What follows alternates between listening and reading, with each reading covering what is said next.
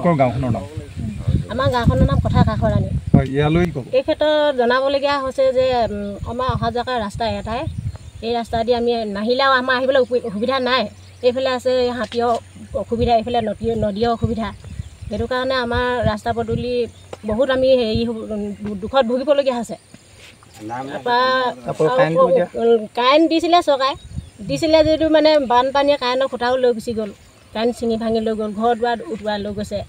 গৰু ছাগলী বহুত কষ্ট পাইছে, মানুহো কষ্ট হৈছে। এতিয়া আন্ধাৰতে থাকিব লগা হৈছে। আন্ধাৰত থাকিবলগীয়া হৈছে এতিয়া।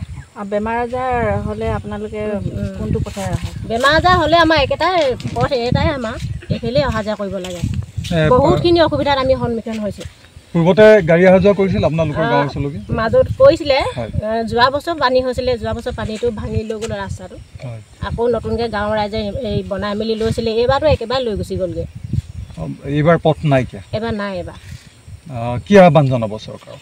এইটো আমাৰ পথটো চৰকাৰে আমাক তেওঁলোকে চাই মেলি ভালকৈ ধৰি লওক, এখন গাঁও সমাজখন চলি আছোঁ ন, তেওঁলোকৰ ফালৰ পৰা ৰাইজক যাতে উদ্ধাৰ কৰে ৰাস্তাটো ভালকৈ দি মেলি। এতিয়া ইয়াৰ ফলত আমাৰ সুবিধা বহুতখিনি হৈছে। আমাৰ যাতায়াতৰ এটাই পথ আছে, এই পথটোৰ পৰা এই পথটোৱেই আমি বজাৰ হাটৰ পৰা ধৰি কিনে স্কুলৰ ল'ৰা ছোৱালীৰ পৰা ধৰি বেমাৰ আজাৰ মেডিকেলৰ সকলো আমাৰ এইটো ৰাস্তাইটো আমি ডিপেণ্ড কৰি কিনে আমি অহা যোৱা কৰিবলগীয়া হয়। আৰু যিহেতু এতিয়া বাৰিষা বতৰ, এতিয়া বাঢ়নী পানীয়ে আমাৰ গোটেই ৰাস্তাটো গৰাখহনীয়াত পৰিণত হৈছে, গোটেইখিনি নদীত জাহা গৈছে। গতিকে আমাৰ ৰাস্তাটোৰ এতিয়া অহা যোৱা কৰিবলৈ একেবাৰে বহুতখিনি সমস্যা হৈছে।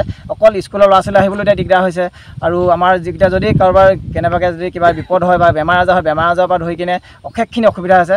গতিকে আমি চৰকাৰৰ ওচৰত অনুৰোধ কৰিব বিচাৰিছোঁ, আমাৰ মাঘেৰিটা সমষ্টিৰ বিধায়ক ভাস্কৰ শৰ্মা ডাঙৰীয়াক আমি অনুৰোধ কৰিব বিচাৰিছোঁ যে আপুনি আমাৰ গাঁৱলৈ আহি আপুনি গাঁওখন এবাৰ আপুনি চাওকহি আহি যে আমাৰ পৰিস্থিতি কি হৈ আছে। আৰু আপোনাক আমি অনুৰোধ কৰিছোঁ যাতে আপুনি আমাৰ এই সমস্যাখিনি যাতে দূৰ কৰে। এয়া আমাৰ চৰকাৰৰ ওচৰত আমাৰ ক'বলগীয়া বক্তব্য ৰাখিছোঁ। আৰু আমি চৰকাৰ প্ৰশাসনী আৰু ফৰেষ্ট ডিপাৰ্টমেণ্টৰ ওচৰত আমি যাম, গৈ কিনে তেওঁলোকক আমি কাগজ পত্ৰ দিম যে ৰাস্তাটো কোনফালৰ পৰা কেনেধৰণে তেওঁলোকে আমাক সুবিধা কৰি দিয়ে। তাৰ উপৰিও আমি তেওঁলোকৰ ওচৰত আমি কাগজ পত্ৰ দিমগৈ গৈ কিনে। আৰু তেওঁলোকে নিশ্চয় মানৱতাৰ ক্ষেত্ৰত আমাৰ এখন সমাজ আছে, সমাজখনক যাতে উদ্ধাৰ কৰিবৰ কাৰণে তেওঁলোকে যাতায়াতৰ পথ এটা ব্যৱস্থা কৰি দিয়ে, তাৰ বাবে তেওঁলোকক আমি কাগজ পত্ৰ দিমগৈ।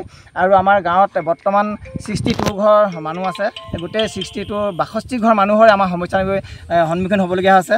যিহেতুকে আমাৰ মহিলাসকলে বজাৰ হাট কৰিবলৈ আহিবলগীয়া হয়। গতিকে এই ৰাস্তা যদি নাথাকে তেতিয়াহ'লে আমি বজাৰ হাট কৰিবলৈ কেনেকৈ আহিম, তাৰ বিষয়ে আমি বহুত সমস্যাত পৰিছোঁ।